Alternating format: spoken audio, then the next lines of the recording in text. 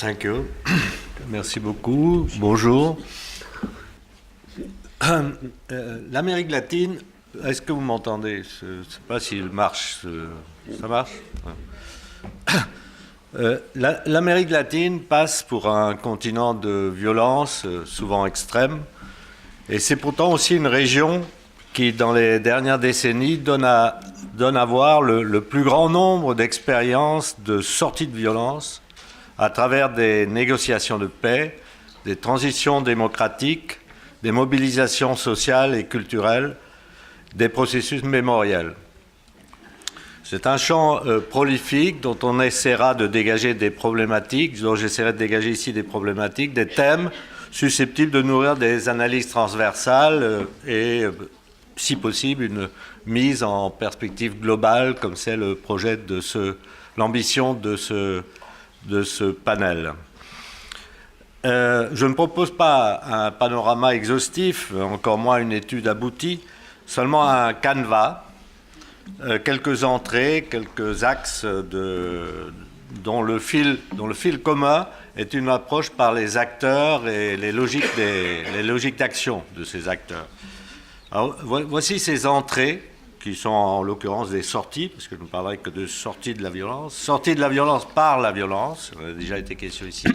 Sortie institutionnelle, politico-juridique, disons. Sortie par les mouvements sociaux, par les productions culturelles, et finalement la question qui traverse toutes les autres, de la mémoire, de l'histoire et de l'oubli.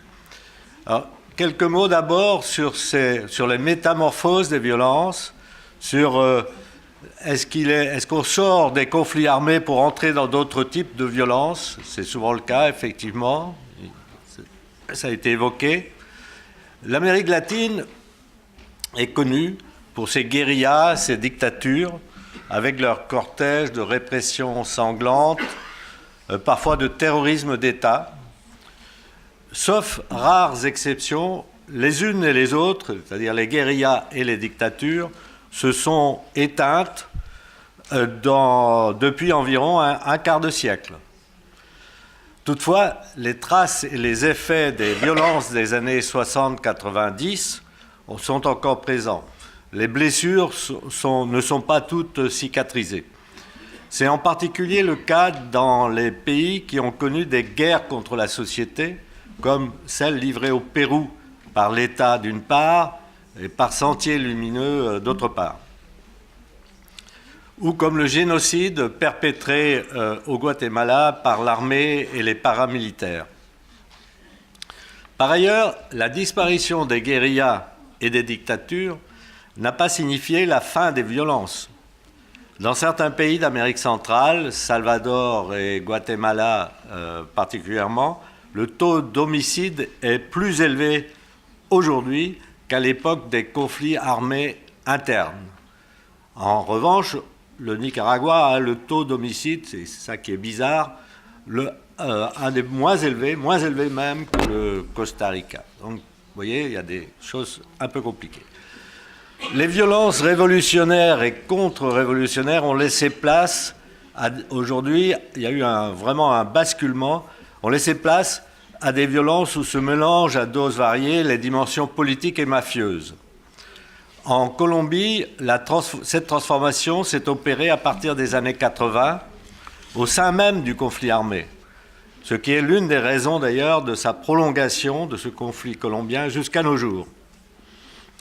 Dans l'ensemble de la région, on est entré dans une période qui est dominée par l'imbrication du crime organisé, de la finance globale et de la corruption politique généralisée. Dans les nouvelles violences, le pouvoir d'État n'est plus l'enjeu central.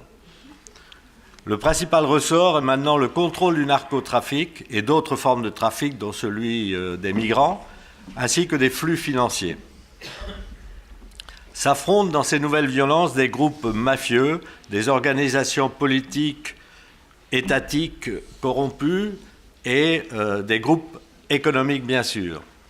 Les mafias s'inscrivent dans des réseaux transnationaux et gangrènent le tissu social, le système économique et politique.